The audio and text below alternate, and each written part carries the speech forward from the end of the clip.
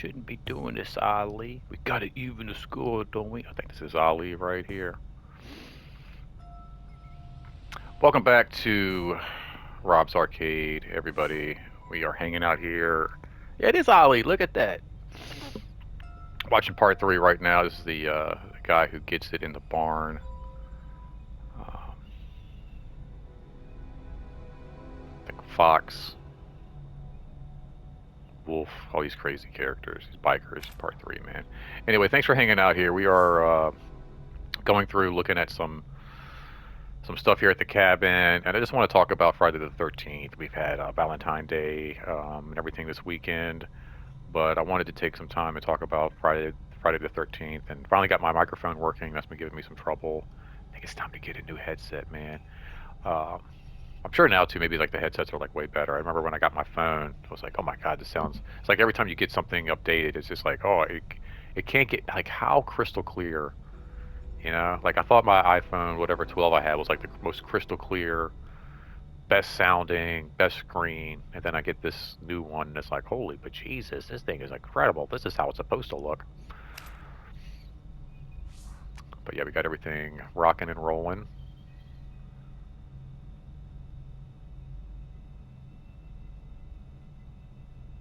Huh? What is this director? Adam Marcus wanted to turn the series back to the themes of family. The character Jessica Kimball is the daughter of Diane Kimball, who is the half sister of Jason Voorhees. Interesting. Who are these characters? Jessica Kimball. I'm gonna like look some of this up later on, just for my own morbid curiosity. Uh, the final scene at the Voorhees house. Interesting. Okay, so you gotta like set it up. I'm trying to think, where do I want to go next? Did we explore all of upstairs? I suppose we did. Let's go ahead and check out down here. Got all these cool photos and stuff too. So yeah, part three, as I mentioned, I'm watching now. Definitely, I think started the whole. I think it was Mr. Kane Hodder right there, who plays Jason, which is pretty cool. Um, the fourth movie, like I said, I think it's probably my favorite of the franchise. It's such a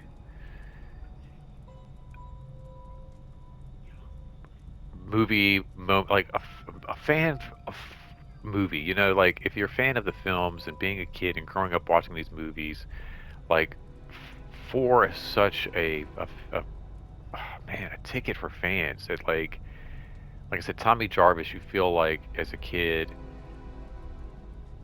watching that movie that like you are Tommy. Like that's who you want to be. He plays video games. He's you know um, up late. He gets to see like the naked girl through the window. Like that was like every boy's dream, is like looking across the street and seeing the hot teenage girl like changing before bed or something like that. And um, or maybe one day you stumble to a lake and happen upon some kids um, skinny dipping, and he did both in like one weekend. It's just awesome. Um, Part five, six, even seven, I didn't really watch a lot growing up. Like, I'm sure we watched them. I'm sure my dad rented the films, but it wasn't like we watched those all the time. I feel like the first two I watched quite a bit. Again, specifically because they didn't have to cut so much out. They just came on once a week or once a month on television, I feel like. So I would stay up late and watch those. But like we would rent Chucky a lot. We would rent Freddy movies a lot. We didn't really rent a lot of the Friday the 13th films over and over again. Part five doesn't even really feature Mr. Voorhees. It's like a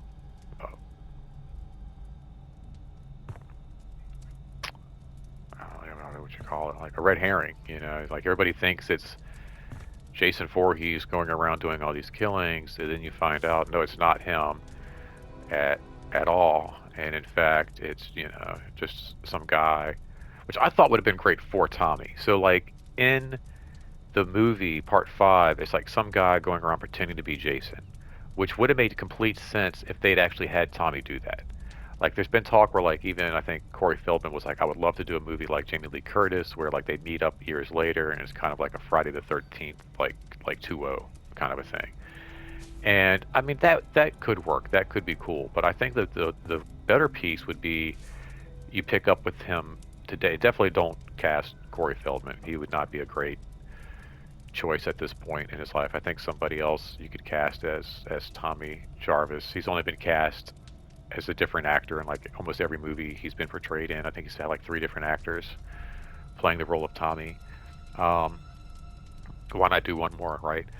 But Anthony Michael Hall, I think, would be an awesome Tommy Jarvis. Actually, now that I'm thinking about it. Um,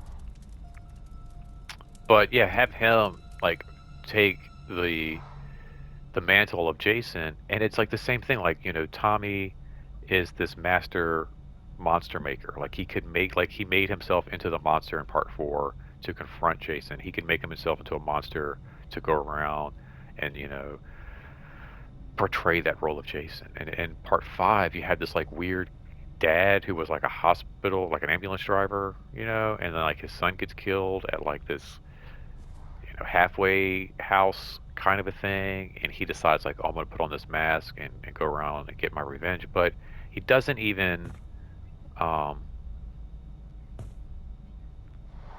like just wear the mask. He puts on like a prosthetic Jason face. Like what? Like why wouldn't like Tommy do that? Like I don't know. Tommy comes back in Part 6 and brings him back to life in some kind of weird Frankenstein manner. And then it's almost like, well, Tommy, if you just left the dude alone, if you had just like left well enough alone, like Jason wouldn't even be around. So it was like a very weird twist for the character. I kind of feel like in that aspect, the writers didn't really think about you know, where the story could go. And then I feel like they even left it. Oh, that's was it Tina's? Oh no, okay, JJ. Who's Tina? I think Tina was a girl who had like the mental powers. Now that I think about it. Yeah, JJ, the screaming V guitar. Gets smacked right in the face. Jason takes Manhattan. Jason goes to Manhattan. It's like Muppets take Manhattan. Home Alone in New York. Like yeah, it's just hilarious.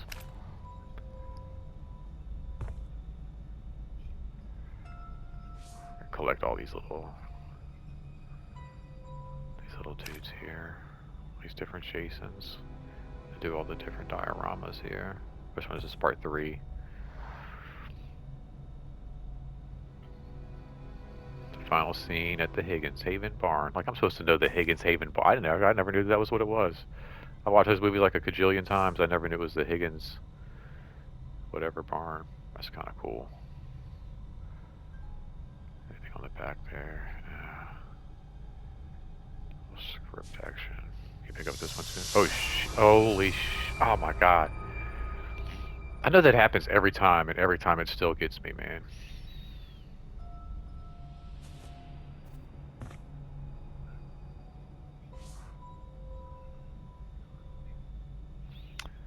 Be a part 5. They have, like I said, it's like it's not even Jason. It's some guy pretending to be Jason. The characters are pretty cool. You got little Reggie. He was always a favorite character of mine too. Like that was something I did remember. Like I mean, I remember watching Part 5 as a kid, growing up on VHS and all of that, and that was just like a really cool. Why can't I read this one? Um, kind of like the added bonus where you had Part 4 had Tommy, which is like this really young character, and then you get to part 5, and it's like another young character. It was like they were having like these like young kid heroes in the film, which was fun because I think at some point, I think movie producers realized like, hey man, like these kids are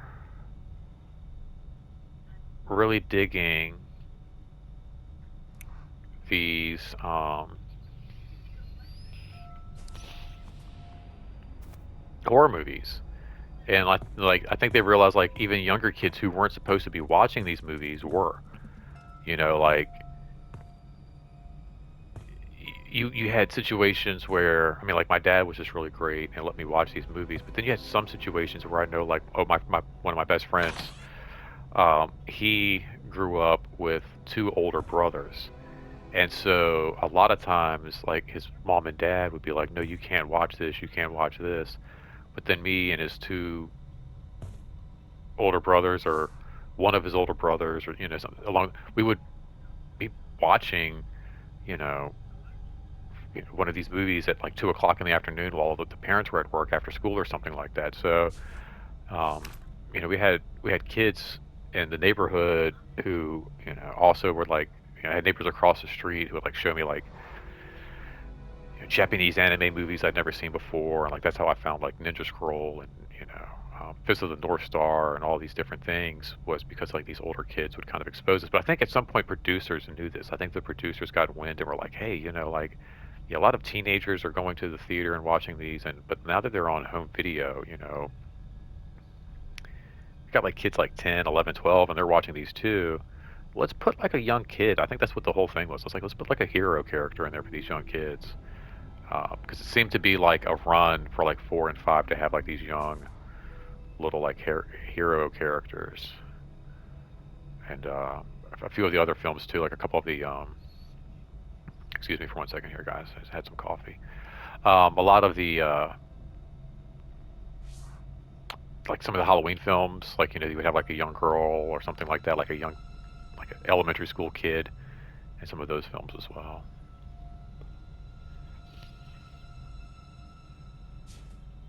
Part 5 also probably has one of the best nudity shots in it of all times. I remember watching that at home and thinking like, oh my god, like, can we please rent this one again? And we never did. Like I said, we never really rented 5, 6, and 7 all that much. 6 I really liked. Again, some of the coolest characters. I think out of all of the movies, they all stand out with like their cat. And for me, like I said, that's the whole thing. It's about the kids that get killed. It's all these weird characters they bring into the fold. And each one, like I'm like thinking now, even though, but like 7's got some really great ones too. It's just it's interesting. But I really enjoy the ones from Part 6 a lot, and Part 4. Um, some really cool characters. Part 6 has the long hair dude with the torn up jeans. Looks like he was attacked by a freaking cougar or something like that. Um, Stoned wash jeans, and oh, we got another phone number. 689-2344. Let's go check it out.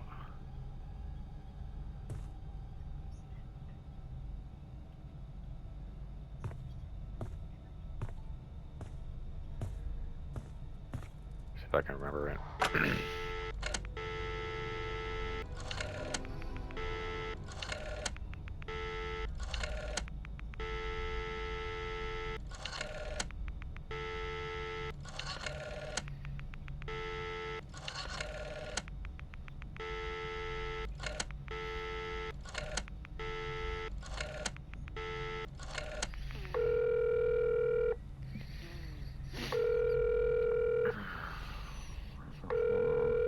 Hello?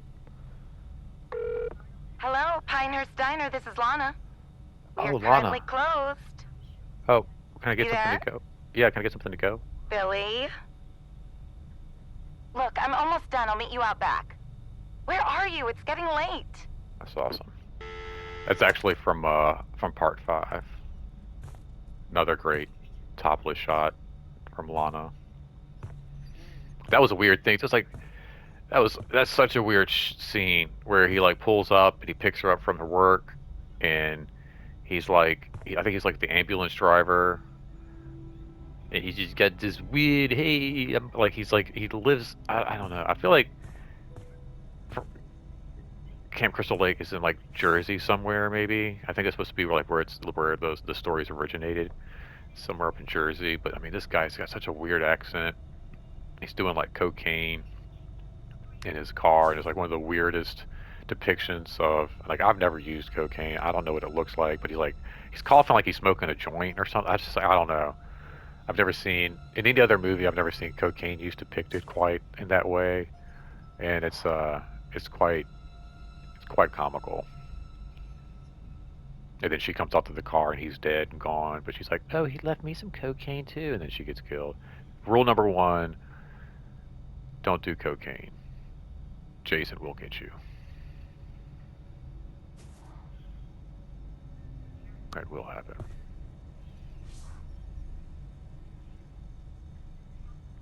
Like I said, part 6, Tommy really messes up and brings this guy back. Um,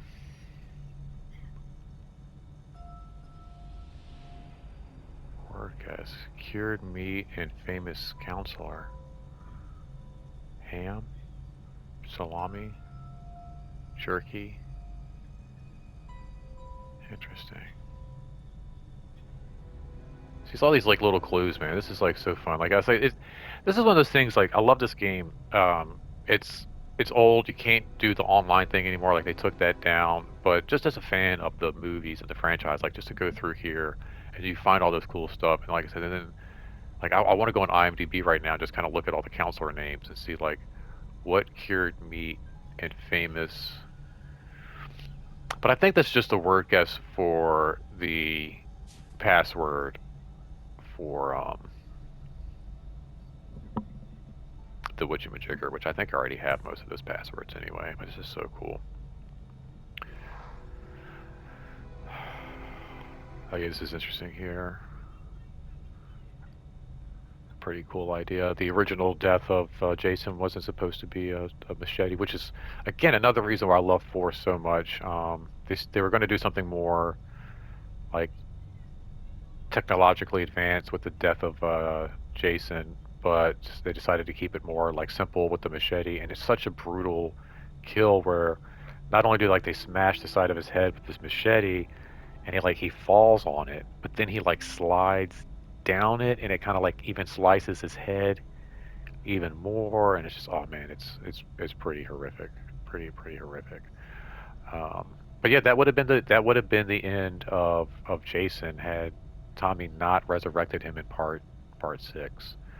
Um, but part 6 is great. There's some great nods to other horror films and creators throughout that. Um, part 7's cool. Part 7's got some really fun characters in it. I feel like again, it's more of like just a bunch of kids hanging out, partying for the weekend. There's no like real um, camp stuff going on. Oh, speaking of, this is from that film. The young girl uses her telekinesis to set this book of matches on fire, and for a long time, I mean, for a super long time, I was like always wondering like, what is this? I thought it was like some weird demonic symbol on this book of matches. Like, what is that about? And it's like, oh, as I got older, I realized like, oh, it's just a plate, a fork, and a knife.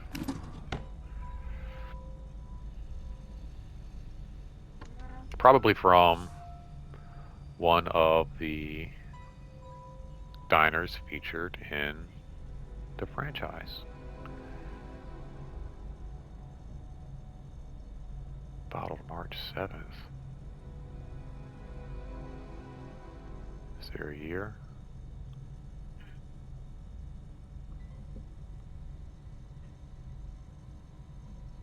Is there a year?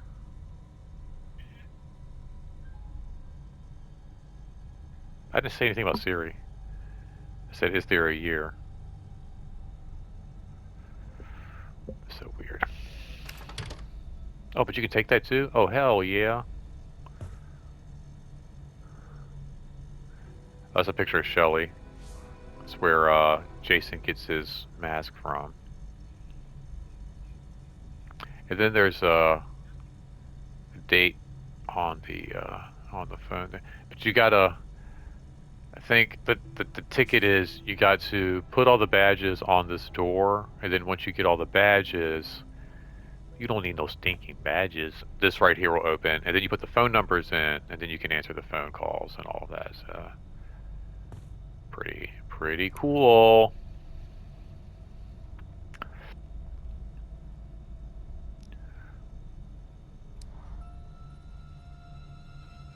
Oh wait, does the sheriff badge go there?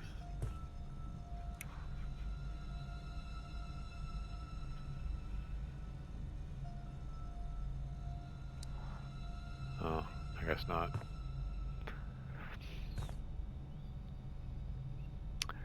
Part 7 was a little strange though, even though it had a really cool cast of characters, some really fun deaths. It introduced this whole thing of like telekinesis, which I think at the time, again, like quirk, like how do we, what's the gimmick, you know? Like, oh, well, Jason goes to the zoo, or, you know, it's like, how do we get a gimmick into the story? And I feel like that was, the gimmick for this was, uh,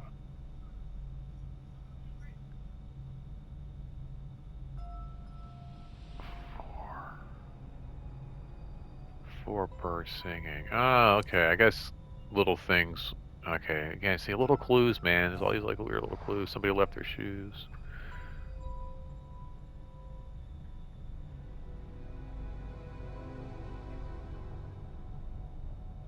Hmm. The walk. That's an interesting place to put that piece of information.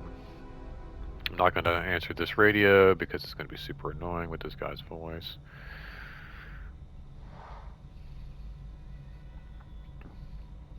Yeah, the part 7, like I said, was really weird. It had all this like telekinesis. Um, and again, it was like he was fine. He was at the bottom of the lake, and he was done for. And it's just like people just stop, you know, messing with him and just leave well enough alone. Oh, there's the SS Lazarus, the ship from part 8.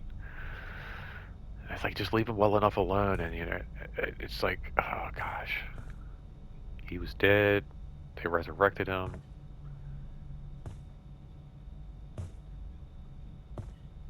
They put him at the bottom of the lake. Somebody else comes along and digs him up.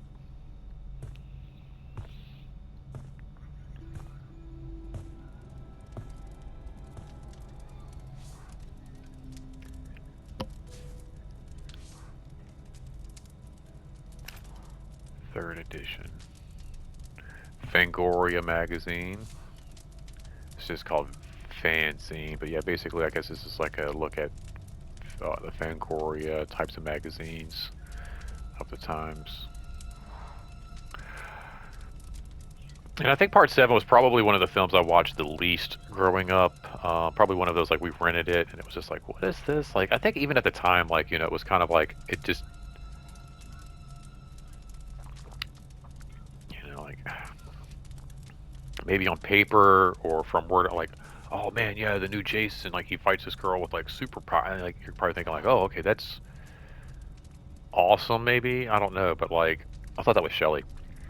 Um, in reality, it just doesn't fit. Like, it just does not work with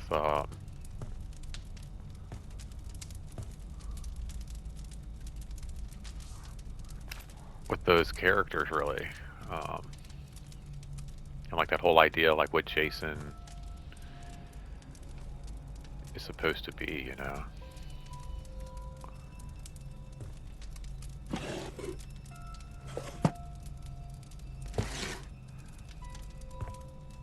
The idea that he would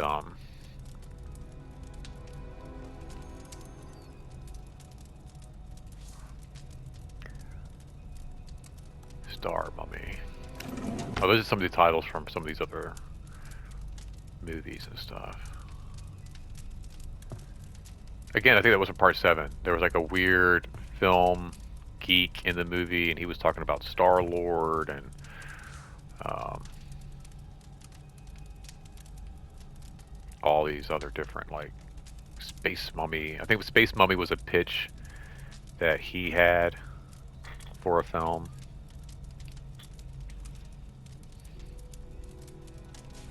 He was all wrapped up in, like, streamers and stuff.